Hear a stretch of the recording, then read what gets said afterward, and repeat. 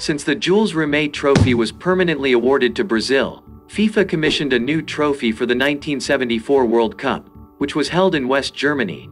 53 proposals from sculptors from 7 countries were submitted, and finally, this beautiful design by Italian sculptor Silvio Gazzaniga was approved. The creator of this cup describes it this follows: "The lines spring out from the base, rising in spirals, stretching out to receive the world. From the remarkable dynamic tensions of the compact body of the sculpture rise the figures of 2 athletes at the stirring moment of victory." This cup is one of the most expensive prizes in the world of sports, which is worth about $250,000. Strange qualifiers followed and many strong teams did not reach the World Cup. Finally, 1 team from Africa, 1 team from Oceania, 1 team from North America, 4 teams from South America, and 9 teams from Europe made up 16 participating teams in this World Cup. The format of the competition also changed significantly. 16 teams were divided into 4 groups of 4 teams, and the first 2 teams of each group went to the second round of the tournament. But the second round was no longer held as a knockout round, and 8 teams were divided into 2 groups of 4 teams and competed against each other like in the first round. The first team of each group will reach the final and the second team of each group will reach the ranking. 2 points were still counted for each win and 1 point for each draw. West Germany, East Germany, Chile, and Australia were present in the first group of the tournament. Although the red card was officially introduced in the 1970 World Cup, it was never used in that cup, to make Carlos Caselli of Chile the first player to be sent off with a red card in the World Cup. Another interesting point in this group is the first confrontation between West Germany and East Germany in one of the most political football games in history. West Germany had already confirmed their promotion, and East Germany won the game thanks to Jürgen Sparwasser's late goal.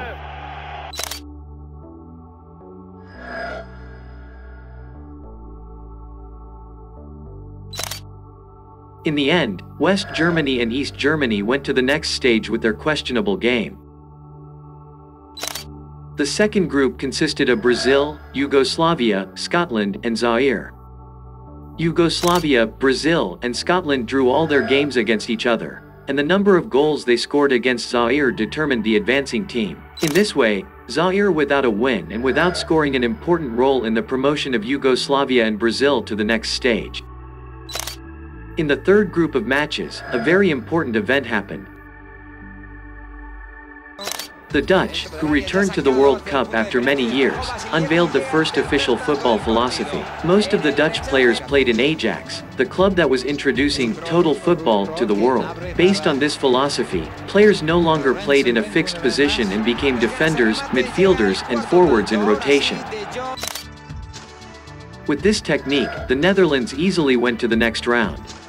The other promoted team from this group was Sweden, and Uruguay, the 2-time World Cup champion from Bulgaria, had a worse performance. The fourth group also had a surprise among its teams.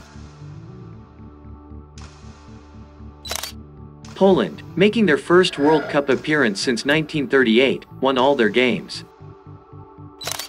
Haiti lost all 3 games, but there was a special moment for them in this cup. In the game against Italy, they took a 1-0 lead in the 46th minute. Although they ended up losing 3-1, this goal broke Dino Zoff's 11-42-minute scoreless streak.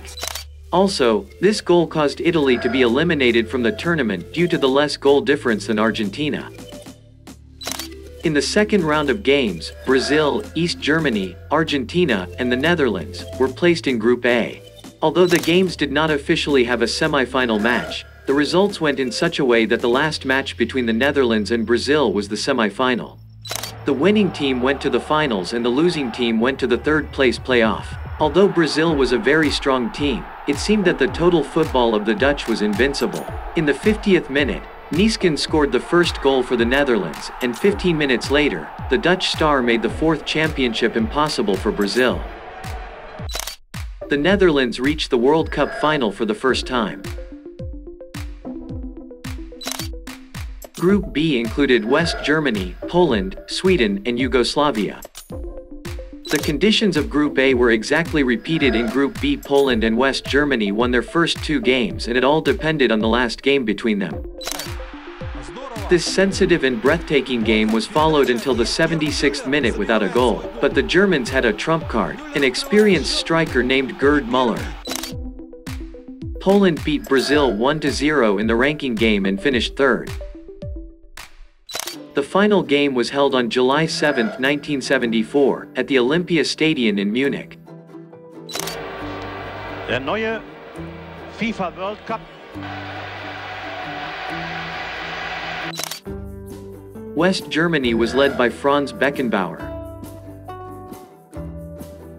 In the Netherlands, all eyes were on Johan Cruyff, the genius of implementing total football. The referee blew the whistle to start the match in front of 75,200 spectators. Just 1 minute later, Cruyff was brought down by Uli Hoeneß in the penalty area and the referee awarded the first penalty of the World Cup final to the Netherlands. In this way, Neeskens gave the Netherlands a 1-0 lead very soon. West Germany struggled to compensate and in the 25th minute, it was West Germany's turn to win a penalty kick, a controversial decision by the English referee Jack Taylor. However, Breitner tied the game.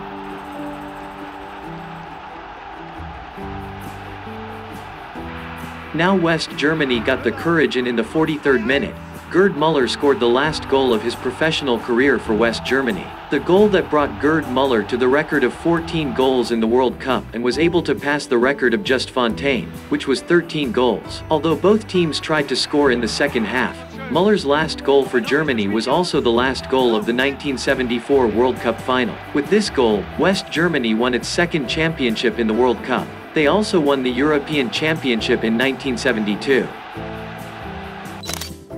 This was the first time that the European champion was also the world champion. Polish striker Grzegorz Lato became the best scorer of the games with 7 goals. And Dutch star Johan Cruyff was chosen as the best player of the games. 97 goals were scored in 38 games held during this period. João Havelange, who was the president of FIFA from 1974 to 1998, claimed that the 1966 and 1974 World Cups were planned so that England and Germany would win. What is your opinion? Do you think there was collusion? Leave us a comment and subscribe to the Final Matches channel.